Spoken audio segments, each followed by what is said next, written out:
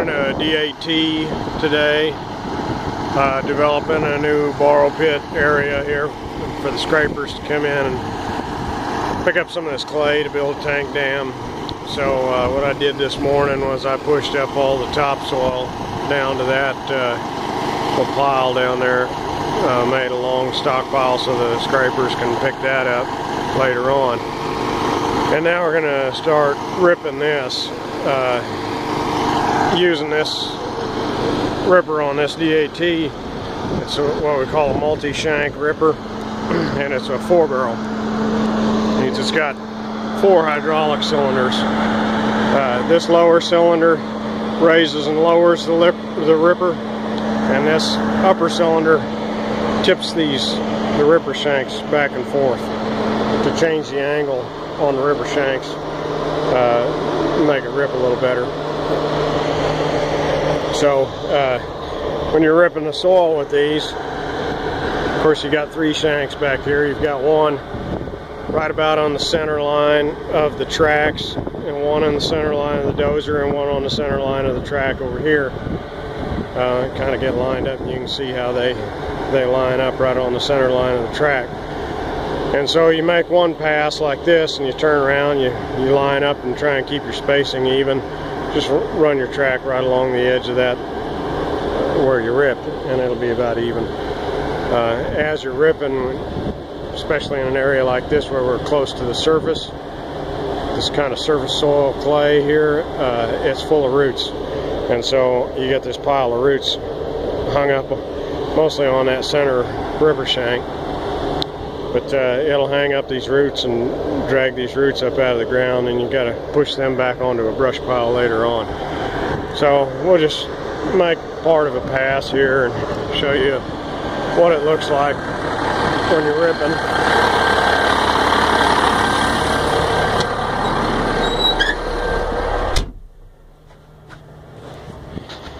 The D8t is a pretty quiet dozer. It's got a pretty good sound insulation on the cab. Even when you throttle up, it's not real loud. First thing, get your blade up off the ground. I usually like to get it up to where the top of the blade is just visible over the back of the, or the back of the blade is just visible over the top of the hood.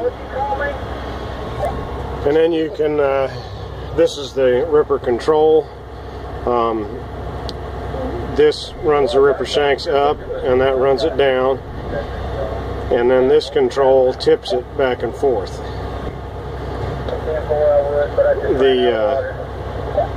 The buttons here are for the GPS,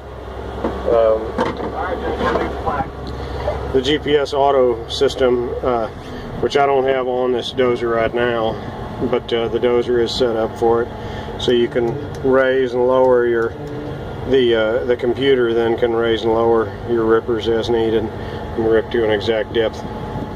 So we'll go ahead and get moving and show you what the ripper looks like in operation.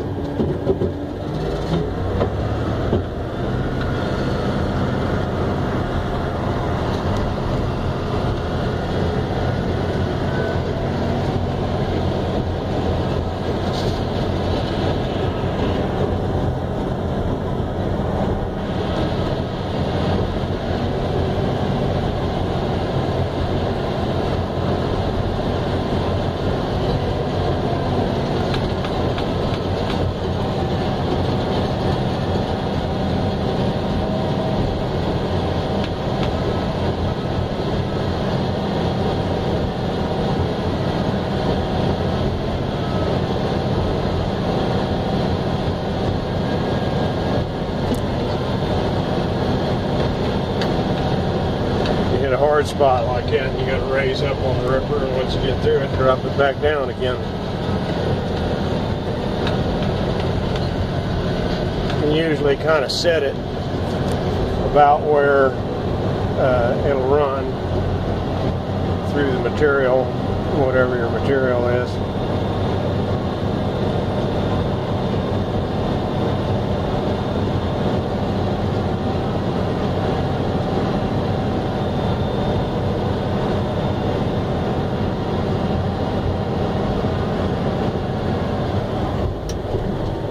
you get to the end of your cut, you'll see that you've gathered up a few roots. Not too bad this time, but you're cutting about 3 feet deep, and that's what the soil will end up looking like when you're done. Breaks up the soil down to a pretty good depth. It'll give enough material here for the rippers, or for the scrapers, to work probably for several days before it'll need to be ripped again.